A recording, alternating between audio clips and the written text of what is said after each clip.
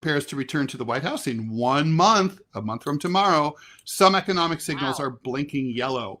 Investors unsettled by the Fed's forecast for fewer cuts than previously expected next year pushed the Dow Jones Industrial Average down 1,123 points yesterday. That's 2.6% of total market share, while the NASDAQ composite dropped 3.6%. The Dow has now lost 2,900 points since it's peaked out on December 4th. It's a tale of two economies. Consumer sentiment among Republican voters is at its highest level since late 2020, when Trump was still president, whereas Democrats feel that the economy is a disaster. They feel as the same way they felt in the summer of 2022 when inflation was raging and gas was $5 a gallon.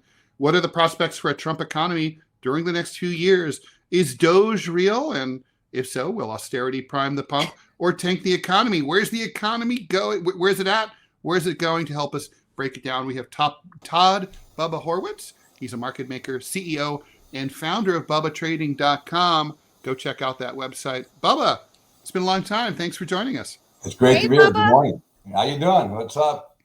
Good to see you. Good to see you. We've got your website up there. People can learn all about all the stuff that you do, your years of experience. So you've been doing this for a little while, Bubba. You've seen some presidents come and go. Now that we have Donald Trump coming back, Jerome Powell, cutting rates for a third time in a row. What does that indicate to you? That Jerome Powell's an idiot and that the Fed is a moronic institution that does not follow what their actual mandate is, which is price stability and employment. We're not supposed to be mixing with interest rates. We're not supposed to be manipulating rates to help the banks. If we go back to the first rate cut, which was September 18th, the 10-year notes were at 3.5%. Today, the 10-year notes are at 4.5%, and the banks have made another 1% or 100 basis points on their profit, but not the American people. The people that are supposed to be getting these rate cuts that everybody's loving the stock market over is really not factual, because the banks are borrowing from the Federal Reserve, and if they can choose to cut their rates to the public, but they're not. Mortgage rates are higher. We are in a recession where inflation is storming out of control. Yet these morons at the Federal Reserve decide to cut rates once again, which only pushes inflation even higher. So Jerome Powell says, that he's not going anywhere. Doesn't matter who's in office. He says, I'm not going anywhere. Trump is, they're independent. Trump can't push him out. He says he's now in a position to take his time in cutting the rate and is it helping? Is it hurting us? They say that inflation is slowing. It doesn't mean it's not happening, but it's slowing as opposed to what it was, last fall when we were talking about this on the radio. Are we in a better position? I could argue with that fact. I don't know that inflation is slowing. I think that it's the way they report numbers. Remember that when you get the inflation numbers, they only count 4% for food and energy. Now, the average person, what is their highest expense other than an emergency? It is food and energy. And when you don't count it, it's easy to have lowering inflation. The bottom line is that these rate cuts were designed to create more inflation because, let's face it, the federal government gets tax dollars on these higher prices because you're paying federal excise tax. Look at your phone bill. Look at some of your bills that have all these numbers on it that you don't see. Those are federal taxes. So it is the hidden tax of inflation that we're having right now. It's a very, very bad sign. And Jerome Powell has done a horrible job. And I thought he would have done a much better job because he came out of the industry. But I guess once you go into the ivory tower of the Federal Reserve, you become an idiot. And that's guys, I'm afraid we have some breaking news. It's not economic related, but Bubba, please stay with us while I bring us in. This is something Manila and I have followed now for several years. The Court of Appeals in Georgia has just disqualified Fani Willis, the Atlanta prosecutor who brought that election interference case, that RICO case against Trump and his allies. The case is now in total disarray. 3-judge panel has reversed the decision of the trial judge, who in March allowed Fani Willis, the Fulton County DA, to keep the case, despite the fact that she had a romantic relationship with the lawyer that she hired to run it. This decision is likely to be appealed, but if it stands, it will doom the entire case. There are currently charges against Trump and 14 of his allies. According to the New York Times. Oh, throw it all out. This is we're just come on, guys. We're just over this. Like we're over this crap. The election happened. I'm not saying Trump is above the law or whatever, but this has been clear cut. Isn't he? Like, Isn't he really? I mean, he is, right? This is just clear cut lawfare. The country has moved on. The people have spoken. Fani Willis is compromised. She's a crooked DA. That's true. This is it's completely compromised. Throw that crap out. Agreed. We're done with it. Let's move on from the last horrible Biden 4 years. What do you think, Bubba?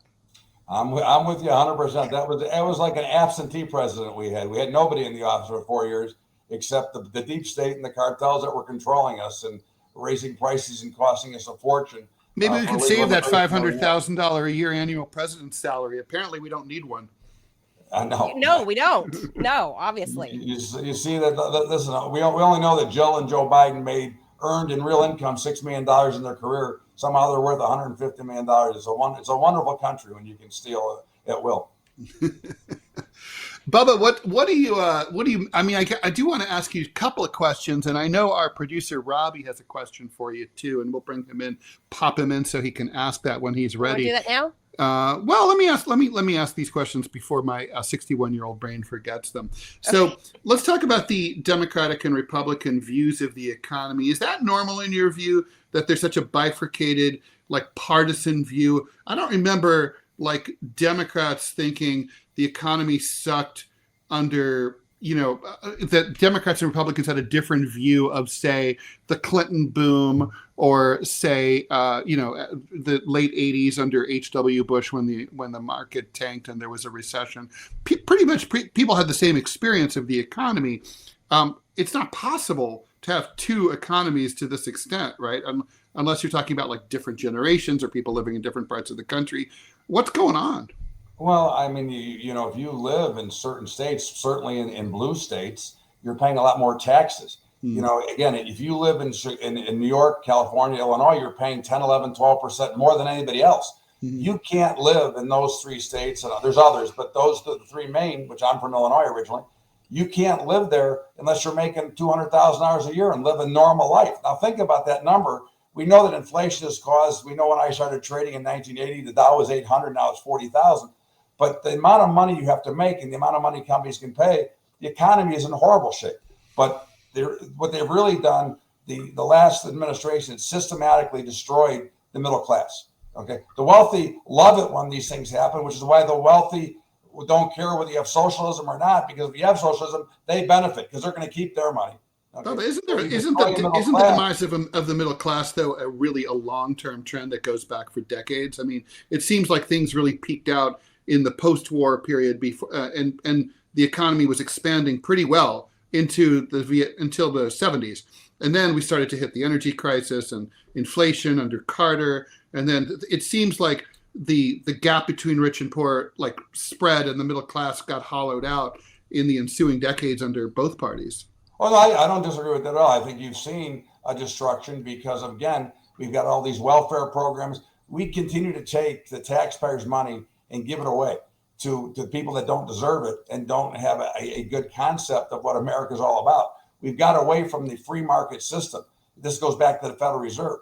Interest rates should not be determined by what the Fed says they should be. Interest rates should be determined by price discovery and what you're willing to lend at and what I'm willing to pay to borrow from you. That is true price discovery, and they've eliminated the price discovery sequel of markets, and that becomes a bigger problem. It destroys competition. We're leaving out a lot of small business. Look at what's happened. Look at all the empty strip malls in every neighborhood you go. It doesn't matter where you go, but all these little guys and those small businesses cannot survive anymore because we've got regulations that allowed Google and Meta and those guys to become monsters, and they requested regulations themselves so that they could force little guys out of business and not have competition in the future. And that is the destruction of the middle class, because middle class is either works at a job, manufacturing, whatever, or they become entrepreneurs. We don't have that anymore because those opportunities and that money is not available because you're spending too much just to live and this high cost of inflation. So there's a lot of issues, but I think the middle class took its biggest hit in the last 4 years, percentage-wise, because of all the illegal immigration, all the extra tax dollars that we're paying, and everything else that's going on. So I think that you destroy a free market, you let the Federal Reserve take place, which again, they should be ended or at least audited, because I don't believe that the banks are not over leveraged. I think we're going to have the same problem we had in 08, that the banks are going to come to the American people for money once again. And my vote in 08, my vote today is let them go out of business. The whole capitalistic system is, if you can't survive, somebody will come in and replace you. And I'm glad you brought up 2008, because that was, of course, largely triggered by the real estate collapse. And the real estate market is in deep trouble now, and in some ways that are kind of subtle, right? I mean, so the Fed has increased interest rates, which has basically frozen the real estate market. People can't sell, people can't afford to buy, or they feel like they can't afford to buy. And there's hardly any inventory. People aren't moving, things are ossified. People are not taking jobs in other places because they're worried about not being, and entrepreneurship is suffering. All that is true. And at the same time, the New York Times just published this really fascinating piece, I don't know if you saw it, about how insurance companies, home insurance companies, are not insuring houses in areas that are affected by climate change, like Florida, low-lying areas, parts of the coast of Virginia, North Carolina, eastern part of California, where they're subject to wildfires. And so what they're seeing there is that people, unless you can buy a house cash, you can't get a mortgage because you can't get it. You can't get insurance, so you can't get a mortgage. That means if you're trying to sell your house, you're probably not going to get what you want for it because you don't have as many buyers as you would have before all this happened. This is affecting 14 to 15% of the entire nation's real estate price. That's massive. I mean, this could real estate once again drag down crash the whole thing in the next 4 years. And if so, what could a Trump administration do to mitigate the damage? Well, I think we're headed there already. And I don't think, again, who's in office at any given time is not necessarily what's going to happen to the economy. The economy has been failing going back. Since 08, we had the big boom. And suddenly, through Trump's last term, through Biden's term, things have been slowly getting worse because we've become far more of a service country instead of a manufacturing country. We don't have those jobs that are out available for the average guy. Because listen, when's the last time you called customer service somewhere? They reroute you to India or somewhere else. You don't get Americans working. So we have a big problem with the jobs and the money that is made here. And at the end of the day, Trump can solve a lot of these problems. And the Doge or whatever you want to call them, Ramaswamy and Musk. Is that real or is that just bullshit? I think it's real. I think they can cut $2 trillion blindfold. There is so much government. How do they do it? But how do they get it without? They don't have 60 votes in the Senate. How do they do that? Well, I think if they can prove a point, I think they can get it done. I do believe they can get it done. I think that Americans spoke up at the last election when Kamala Harris not lost, but when she lost the public vote. She's the first one since 2002 to win the public vote or lose the public vote as a Democrat. I mean, that is saying that American people are sick and tired of all our money being sent to things that don't mean anything. You have this government tomorrow that they're going to close down. I'm hoping they shut it down. We know it won't happen. We know they're fretting right now in public, but behind the scenes, how are we going to tax the American people for more money and keep this government open again? These continuing resolutions got to stop, and I think that this is all part of it. Yeah, Bub. I mean, in these bills that's supposed to expire tomorrow before the government shutdown, they've tacked on the whole boatloads more bullshit than they would ordinarily do. I mean, there's no other way to put. I mean, honestly, there's a bill in there to build a whole brand new football stadium in downtown DC when the NFL has netted more than $20 billion in profits themselves. Why does the NFL need our tax dollars to build a new stadium, for all the lobbyists Washington or whoever? Is a beautiful city with no crime, great. no litter, no problems. Every day I go there, I have to go in full body armor. That's right. I mean, Everything's perfect there. That's why they want to waste the money. They have tacked on all of this extra How about bullshit the raises more for Congress regularly. again? How about the raises again? They took a raise during COVID. They take nothing but money. Because they're doing such a fantastic job. They deserve it. They add so much value. It's worth about $5 or $6 million. It's wonderful. There's 1,500 pages to this that no congressman has bothered to read, and now they're holding them hostage so that they can't go home to be with their families for Christmas next week. This is incredible. I say, is it going to hurt temporarily? Sure. Shut it all down. Let it shut down. There's no parks. There's no Christmas tree lighting at the White House. Screw everybody. Let's get this in order. Let's bring the money back. Get it away from Ukraine. Get it away from everywhere else. Bring the money back here. Let's reassess and have Doge cut 50% of the pork spending that we have on all these bodies that are, that are these stupid contractors that are the jobs that are outsourced from the people that should be working for the federal government that don't know what the hell they're doing. So they outsource the job twice as much for the contract. And let's just cut it all. Let it burn down for a couple of months and reassess. That's the only way to start over, I would say, Bubba, in 2025. Well, wouldn't it be nice? Wouldn't it be nice if they had to live on a budget like you and I have to live on? I mean, you can't go out and print money and spend more money than you have. If you do, you go to jail or bankruptcy court. So Right. wouldn't it be nice if we had a system that they had to live on a real budget and quit paying off everybody? I mean, again, you don't think that there was money involved in illegal immigration? You don't think they were getting payoffs through there? I mean, again, I would like to be, if it was up to me, I'd like to be an island. Okay. We have enough in this country to separate ourselves from everybody and not have to be beholden to anybody. I'm sick Right. of Ukraine. I'm sick of China. I'm sick of everything that goes on because we pay for it. Me, you, and everybody who works in this country has to pay for all this bullshit that is ridiculous, and I can't take it anymore. Fortunately, I'm old, but I'm more worried about my kids and grandchildren that could come in the future because they are turning the United States into a sewer, and I'm hoping that Donald Trump will be able to take care of that and at least go on the right way. The good thing we got with him now is that he's got no second term. There will be no campaigning halfway through. So That's we true. know he's got a lot of grudges. And I thought that he would go after a lot two. of people when in his second term last time, which he didn't get. So I'm hoping he goes after him. I'm hoping he takes care of the finances. And I'm hoping we get back to the country that I grew up in, because this is not what I grew up in for the last 67 years. Manila, why don't we bring in Robbie with this question? Producer Robbie. Let's add producer Robbie. He's got a question. Morning, Mr. Bubba. It's a pleasure to meet you, sir. Hi, Robbie. How you doing? Doing all right. I have a pretty basic question. First, I need to say I'm right there with you. Let's blow up the Federal Reserve. Let's shut down the federal government. Let's just gut it. Here's my question. A lot of people say that inflation is rising prices. I'm one of those nerds, though. I like to read dictionaries. And as far as I can tell, the definition of inflation is when you expand something, in this case, expanding the money supply. So my question is twofold. One, is that the accurate definition that inflation is the government creating more dollars, just destroying the purchasing value of the monies in existence? And if that's the case, how do you then get deflation? Me and Ted talked about this before. I'm a hick out in the middle of Montana. I'm working 2 jobs just to pay the rent. And so I could use me some deflation right now.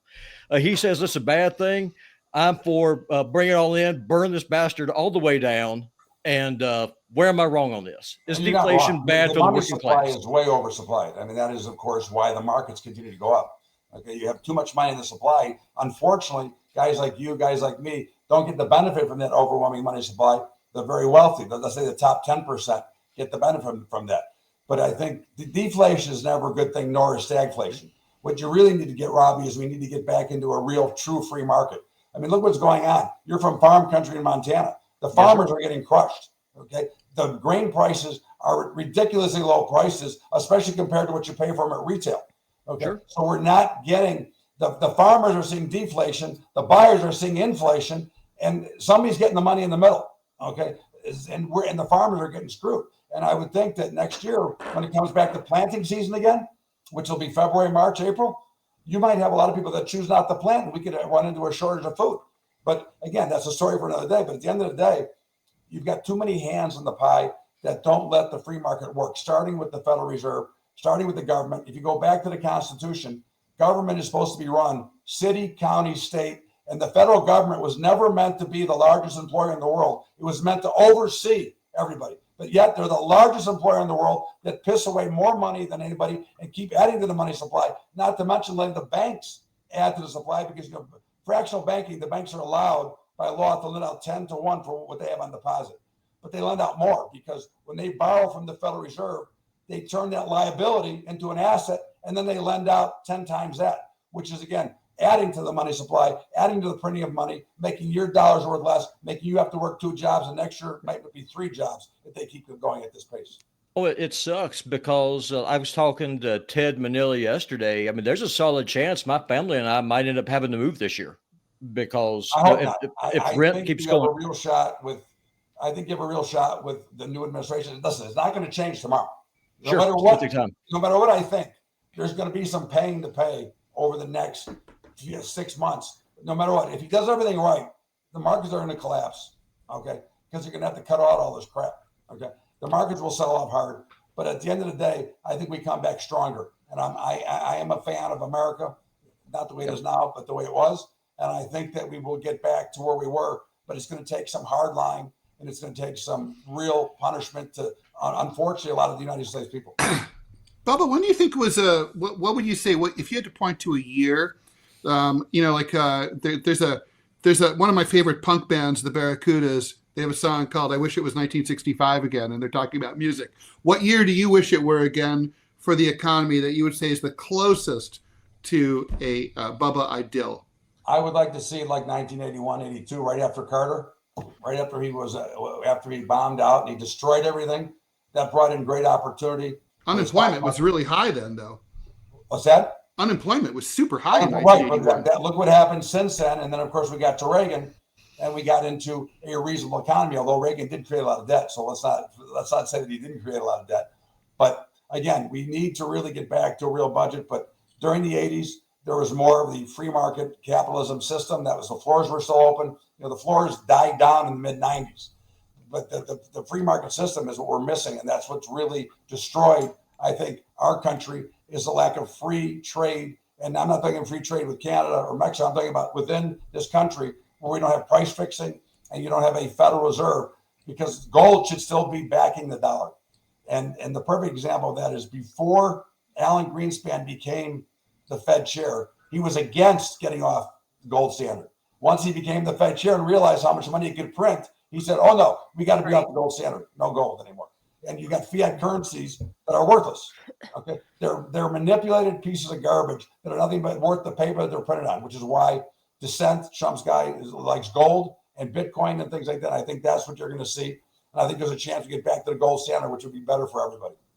I just have one last question, and I'll go away and let you professionals talk. Mr. Bubba, what should the interest rate be to destroy the inflation that's in the system? Like if I was President West, and if Congress appointed you to head the Federal Reserve before we shut it down, what would you set the interest rate to get the dollar at least functional? Well, I think the interest rate has to be determined. So this is the problem. Okay. They're charging whatever the Fed is charging now. But if you go out like to one of those peer-to-peer lenders like Prosper or Cabbage, okay, the people who borrow from them are paying 15%. Okay. I think the right interest rate is about 8% in this country. 6% is too low. A lot of young people, they never saw mortgage rates at 8, 9, 10, 11, 12%. Right. Okay. They never saw rates that were higher. They never saw a savings passbook. Now you can get CDs for 5 1/4. Until the last couple of years, you couldn't get a CD for 1%. So that's the problem. This is a joke. I miss passport savings. I think passport savings is a really strong inducement. You see your money grow. It's like psychologically, it makes you want to put more in. Right. I agree. No banks offer it anymore. No one. When my kid was, I needed a bank account for him. I was looking around. It says, does anybody still do passbook savings? There might be some bank somewhere in the middle of the country, but basically not in New York.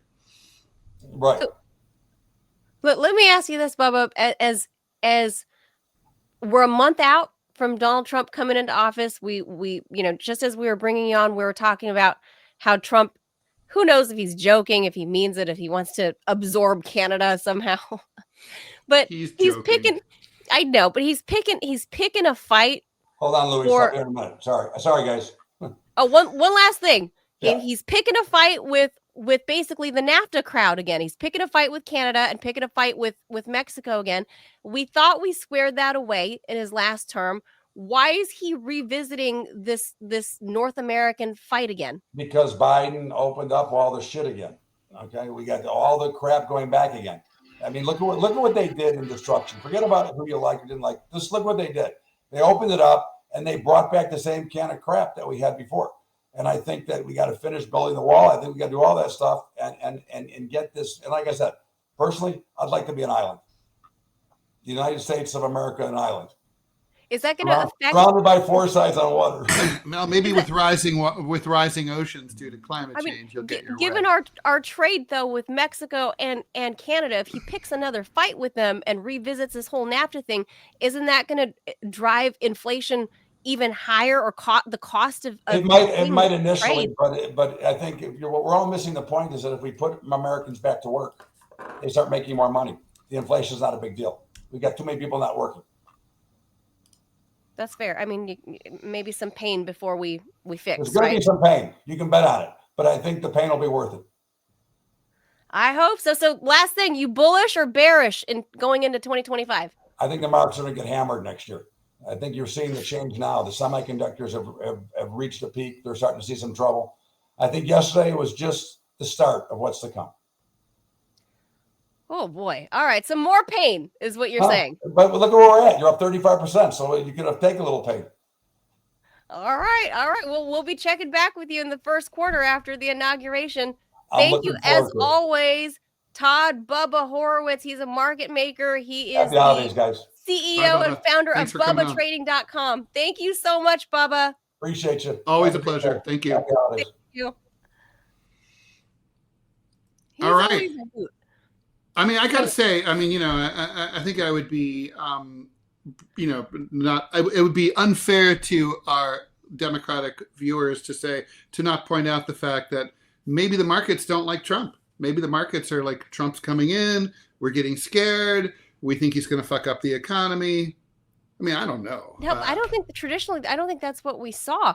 Like, I know the European markets were preparing for him earlier this year. Like the people I know in Germany, Mm-hmm. They were telling me that they were predicting a Trump win and that the markets were preparing for that, and that things were better in the European markets when they modeled it out with a Trump presidency. Mm-hmm. So yeah, I don't know. No, I think nobody knows anything. All right, so let's bring us out here. Let's say goodbye. Or arrivederci. All right, coffee. please subscribe while Manila coughs. Please subscribe if you're on Rumble or on YouTube. Either way, follow, subscribe, whatever it is. On Rumble, you can become a paid subscriber, which we greatly appreciate, $5 a month. That would help us immeasurably if you like what you see and find value in what we're doing. And even if you hate what you see and find no value in what we're doing, either way, please help us. We need the money. We're fully independent. We're relying on you completely.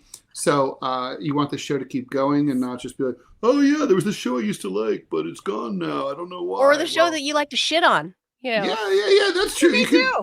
Yeah, that's like sort of like, that's like my love-hate relationship with like the New York Times. Anyway, thanks for joining us. We'll be back tomorrow morning at 10 o'clock Eastern time. Thanks to PutinBot Gaming for your support and for moderating the chat and for your question. And, of course, for filling in for Manila. Please go check out the gaming channel. Again, subscribe, share us on the X and on the Facebook and everywhere else. We ask you to please become a paid subscriber. We've done all that. Okay. Now we've enough shilling. Thanks everybody. Oh, and by the way, I'm going to show my book. This book came out a few years ago.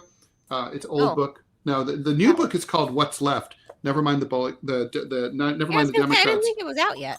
No, it's not out yet, but it's literally in layout phase right now. So, But this book, Political Suicide: The Fight for the Soul of the Democratic Party, is particularly germane if you're a liberal who's upset about the big defeat.